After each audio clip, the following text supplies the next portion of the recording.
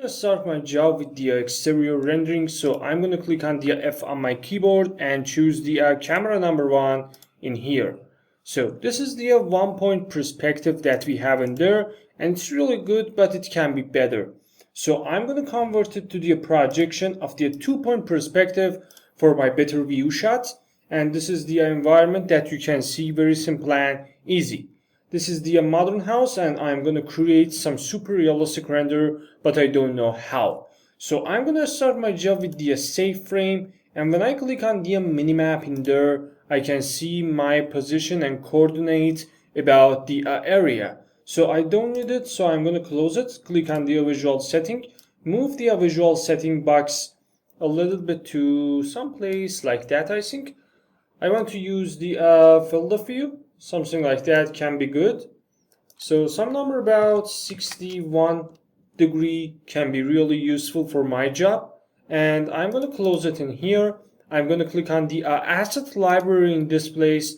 And I need some changes about my objects. I'm going to start my job with my car. So I'm going to click on it, move option, and move it on the red axis, something like that. And this woman in here. Another time, red axis in there. So I'm going to click on the apply changes. Now the view of total job is much better. I can change the color. So I'm going to click on the car selection. And in this place, when I click on it, I can change the color scar, for example, to the dim gray, or some color a little bit lighter, like the white smoke or normal gray in here. So I'm going to click on the apply changes, and it's applied for me. Or you can change the main color to the blue, for example. I prefer to use some special color like the orange, and you can see what happened in your render suddenly. It's really good and can help you to create some artistic or artificial renders. So this color is good for me. I'm gonna click on the apply changes. Everything is done. So now I'm gonna click on these three in this place, click on the move option, and move it a little bit on the green axis. So I'm gonna move my camera in here and pick the red axis a little bit in here, and this color a little bit to the right side. So I'm going to click on the apply changes. Camera number 1 will be selected for me. So I'm going to click on the view management again. Sometimes maybe it takes a bit time because it's the real-time rendering. So very fast and simple. I'm going to start my job. So I'm going to click on the visual setting, sky, change my source of the HDRI to the white cubes, and turn off the density of the clouds completely to the 0. Density, variety, and size amount. Now we have some clear sky in here, and it's really useful in realistic renders. My output is the full HD, and my file format is the JPG. In the atmosphere, I'm going to start my job with the fog option, so I need to turn it off. Some brightness can be decreased a little bit, not too much. So I prefer to use some number about 56%. Shadow sharpness can be increased a little bit, not too much. For example, in these places we have the shadows, but before I do this job, I'm going to hold shift and right click and change the time of the day. Very simple and easy, something near to the morning, for example 9 a.m.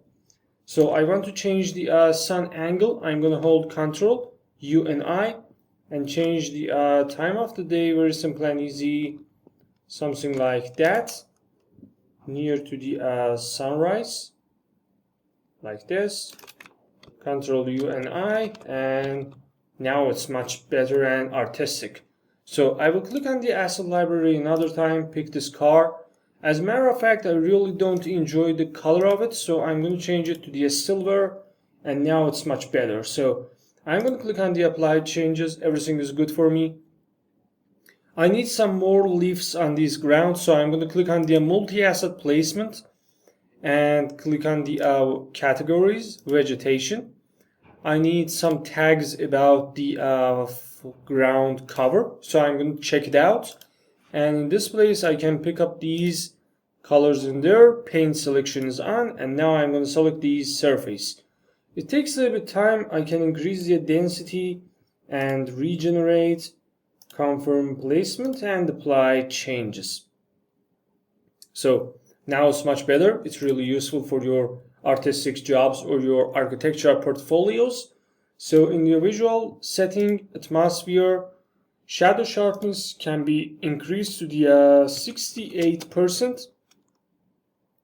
Artificial light brightness not really useful, but ambient brightness related to the interior lighting and rendering. Right now, interior rendering is not really useful, so I don't touch it.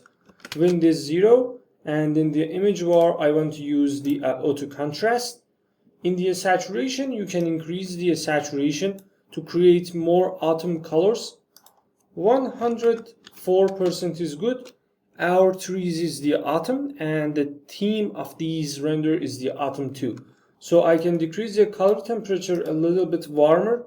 5100 Kelvin is good. Motion blur is the 0. Motion blur related to the animation, so right now we don't need it. Lens flare can be decreased to the 26, and bloom option is something about 0%. If you want some sharp render, you must decrease the bloom option in there.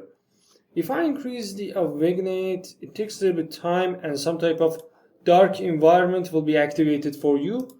I prefer to use some vignette about 34%, and chromatic aberration is 0. In the main bar, I'm going to turn on the depth of field, turn off the autofocus, and play with the focal point. It takes a little bit of time. I want to focus on this women, for example, or the house facade design in there. I prefer to use house facade design. 15.43 meter is good, and depth of field is some number about 7%. I can increase it a little bit to feel it in my screen. 16% can be acceptable. Rendering quality is on the ultra mode, so I only need to change the exposure of my screen. Don't worry about these error in your Enscape. You only need to close it and restart it another time. Sometimes it will happen on the ultra quality rendering, but don't worry about it. It can be fixed very fast and easy. Till now, if this content is useful for you, please like and subscribe our YouTube channel. You can download this 3D file below this video. We upload the link for you. And after a minute, it will load for us. It takes a little bit of time, usually. So I think now it will be load for me. Sometimes it takes a little bit of time. All right. I'm going to click on the visual setting in here and re-expose my screen manually. So I'm going to re-expose it about 53%. Outline can be increased to the 19, and everything is done and ready for the rendering. So I'm going to click on the batch rendering here, pick up my first shot in there, and click on the render images. Alright, I'm going to click on the desktop and save it.